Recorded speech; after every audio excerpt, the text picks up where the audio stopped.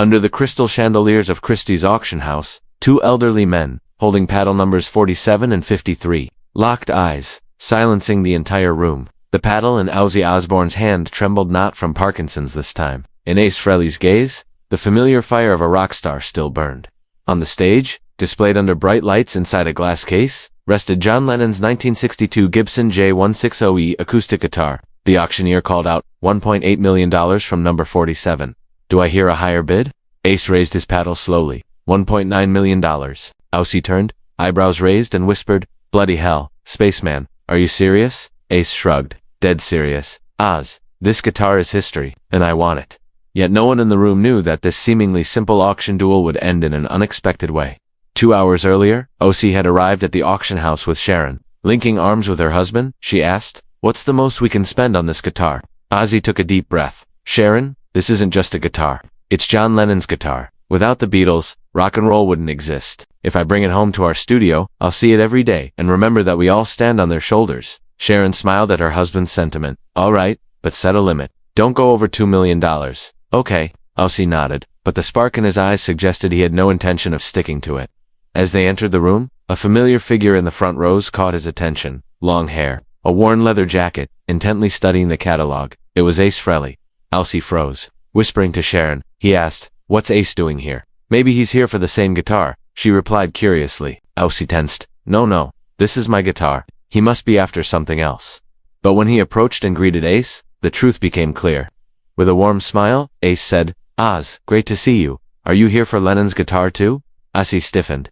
Yeah, Ace and you. Ace nodded. Same here. That guitar will be the crown jewel of my collection. The two men exchanged a look, and in that moment, the first seeds of a friendly rivalry were sown. Ozzy, in a familiar, playful tone, said Ace May, I've been listening to the Beatles longer than you have. Back in 1963 in Birmingham, when I heard Please Me on the radio, my life changed. This guitar should be mine. Ace laughed. Oz, I respect that, but I was inspired by the Beatles before I formed Kiss in 1973. That guitar belongs to a guitarist, not a vocalist. Ozzy responded with mock seriousness. A guitarist? Ace, you were flying around in a space costume, and I was biting the head off a bat. Who's more rock star? They both laughed, but the determination in their eyes remained. Sharon and Ace's wife Rachel sat side by side, watching these two egos clash. When the auction began, the room was packed. Collectors, museum representatives, and wealthy fans filled the space, but everyone kept their eyes on paddle numbers 47 and 53. The auctioneer introduced the Gibson. Ladies and gentlemen, before you stands the 1962 Gibson J160, the very guitar John Lennon used to record Love Me Do and P.S. I Love You. The starting bid was $800,000. Bidding paddles went up immediately. In the first few minutes, several bids came in, but it quickly became a duel between Ozzy and Ace. When the price hit $1 million, Ozzy raised his paddle. Ace followed without hesitation. $1.1 million. Ozzy smiled. $1.2 million. The tension in the room grew. Whispers spread. Two legends going head to head. A museum director muttered to his assistant, these numbers are unbelievable, but it's amazing to watch. Sharon leaned toward Ozzy. Be careful. Don't blow our budget, she whispered. Ozzy nodded, but his eyes never left the guitar. At $1.5 million, silence fell. Ace raised his paddle. $1.6 million. Ozzy paused, glanced at Sharon, then at Ace, then at the guitar, and finally raised his paddle. $1.7 million. Ace frowned, and his next bid came slowly. Rachel touched her husband's arm. Ace, this is a lot of money. Maybe you should let it go. No, Ace said firmly. This guitar is history. I can't walk away. He raised his paddle. $1.8 million. Ozzy's heart pounded. He was nearing the limit he had set with Sharon, but in that moment, John Lennon's words echoed in his mind. Life is what happens when you're busy making other plans. Maybe this was meant to be his moment. He raised his paddle. $1.9 million. Ace looked at Ozzy, a mix of surprise and admiration in his eyes.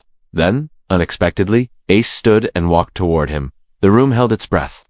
Stopping in front of Ozzy, Ace extended his hand. Bewildered, Ozzy asked, What are you doing, mate? Ace smiled. Oz, I'm stepping out. This guitar should be yours. Ozzy couldn't believe it. What? Why? Ace took a breath. I may be a guitarist, but you're a storyteller. You'll bring this guitar to life. I'd just play it for a while and hang it on a wall, but you tell its story. Ozzy grasped Ace's hand, standing with trembling voice and eyes welling up. Ace, this is incredible generosity. But I have something to say too. The room fell silent. Everyone waited to see what these two legends would do next. Ozzy turned to the auctioneer and spoke clearly. Sir, I am withdrawing my bid. Ace Frehley, at $1.8 million, is now the owner of this guitar. Gasps filled the room. Sharon stood, shocked. Ozzy, what are you doing? Smiling, Ozzy replied, I'm doing the right thing, love. Ace is a guitarist. This guitar will be better in his hands. Ace, stunned, said Oz. No, I pulled out. You take it. No, Ace, Ozzy insisted. I've been in the spotlight all these years. Now it's your turn. This guitar is yours. The two men locked eyes, a silent understanding passing between them. And then, in front of the room, the entire room erupted in applause as they embraced. People stood to their feet. This wasn't merely an auction, it was two rock legends putting friendship above ego. The auctioneer, his voice tinged with emotion, asked, Well, gentlemen, what shall we do? Mr. Frehley, is your $1.8 million bid still valid? Ace remained silent for a long moment. His gaze shifted from the guitar to Ozzy, then swept over the crowd. Finally, he looked at the auctioneer and said, Sir, I'm fully withdrawing my bid. This guitar belongs to Mr. Osbourne. Ozzy chuckled wryly. Ace, this is turning into a proper game. What's your angle? Ace replied with calm certainty. Oz, listen. This morning, I came ready to do whatever it took to win that guitar. But now I see this isn't just a competition, it's a test. And I've passed. Seeing your passion for this guitar reminded me of what truly matters. Ozzy's voice wavered. Ace, I don't know what to say. Ace squeezed his shoulder. Then don't say anything. Just take the guitar and honor John Lennon's legacy. I know you will.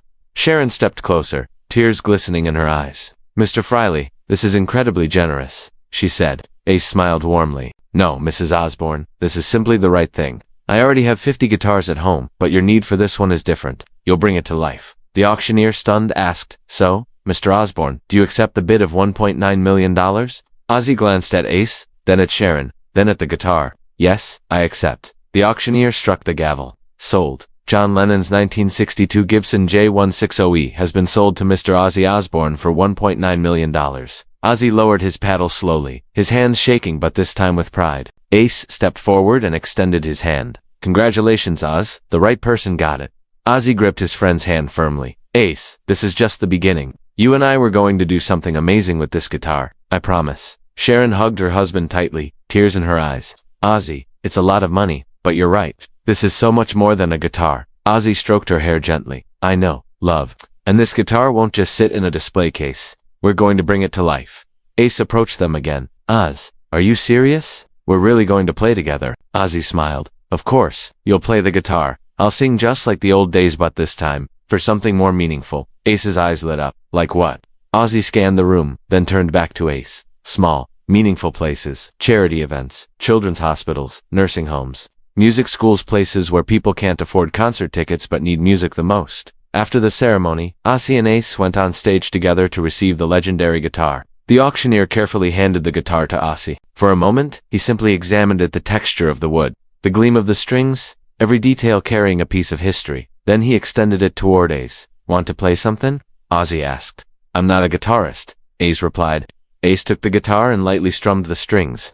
A soft, melodic sound filled the stage. The audience held their breath as Ace closed his eyes and played the opening notes of Imagine, simple, clear, and deeply moving. At the subsequent press conference, journalists swarmed with questions. One reporter asked, Mr. Osbourne, what are your plans for this guitar? Ozzy replied calmly, It will join my collection, but it's not the kind that gathers dust on a shelf. This guitar will be played. Ace and I will occasionally perform with it at special events. Another journalist addressed Ace. Mr. Frehley, what are your thoughts on that? Ace smiled. I think it's a fantastic idea. Ozzy and I have taken different paths over the years, but music has always connected us. Sharing this guitar together is truly an honor. A music magazine reporter asked, considering the guitar's value, isn't it risky to use it? Ozzy's eyes sparkled with conviction. John Lennon didn't create this guitar to sit in a display case. He made it to perform, to reach people. Its worth isn't in dollars, it's in meaning. If this guitar can make a child smile or bring tears to an older person's eyes, then the risk is worth it. The room responded with quiet applause. These were not just the words of a rock star, they were the words of a visionary. 3 weeks later, the first event was held at the Children's Hospital in Los Angeles, in the pediatric oncology ward. Ozzy and Ace arrived quietly, no press, no cameras, just 15 children and their families. Dr. Alina Rodriguez greeted them warmly. Mr. Osbourne, Mr. Frehley, thank you so much for coming. The children have been eagerly waiting. With a humble smile, Ozzy said, We're happy to be here, Doctor. These children are far braver than we are. In the small playroom, the children were initially reserved, some tired, some wearing wigs or bandages, but their eyes were full of curiosity. Ozzy lowered himself to their level. Hello kids, I'm Ozzy, and this is my friend Ace. Today, we're going to show you a very special guitar. This guitar was once played by a very famous man, ... Double quotes, was John Lennon. Do you know him? A few children nodded. One of them, 8-year-old Emma, spoke up. He's the man who sang Imagine. My mom always listens to it. Ozzy smiled. Exactly right. Smart girl. Today, Ace is going to play that song for you. Ace picked up the guitar and began to play Imagine. He didn't sing into a microphone. He sang directly to the children. His voice wasn't as strong as it once was, but the emotion shone through. Imagine all the people living life in peace. The children listened quietly. Emma leaned against her mother, tears streaming down her face. Yet they were tears of happiness. When the song ended, everyone in the room wore genuine smiles, perhaps for the first time in months. Afterward, Dr. Rodriguez led Ozzy and Ace into another room, her eyes glistening. You didn't just play music today. You gave these children hope. Some haven't smiled in months. I saw it today. That's priceless. Ozzy replied humbly. Doctor, we just played a song. The real heroes are the children and you. We only wanted to be here. In the months that followed, Ozzy and Ace made these visits regular once or twice a month, at different locations. They played at a nursing home where people in their 80s and 90s were transported back to their youth by Beatles songs. One man, tears in his eyes, said, in 1963, this was the first song I danced to with my girlfriend. Another time, they visited a music school for children from disadvantaged backgrounds. The kids were eager to see John Lennon's guitar. Ace showed it to them, explained its story, and let some of them touch it. This isn't just an instrument, he said. This is a dream. And dreams grow when shared. At an Alzheimer's center, they played Let It Be. A woman who hadn't spoken in months suddenly remembered the lyrics and sang along. The nurses were stunned. Years passed. Ozzy and Ace aged. Parkinson's affected Ozzy. Arthritis slowed Ace's fingers, but they never gave up. Sometimes they shortened concerts. Sometimes they played only one or two songs. Yet every performance came from the heart. Their quiet generosity drew little media attention, and they preferred it that way. This wasn't show business. This was simply being human. One day, Ace called Ozzy, his voice serious. Oz, we need to talk. We're getting older. What happens to this guitar after us? Ozzy thought for a moment. Ace continued, I've made my will. After I die, this guitar will go to the Rock and Roll Hall of Fame, but with one condition. The plaque will read, shared in life, cherished in memory. Ozzy Osbourne and Ace Frehley's journey with Lennon's legacy.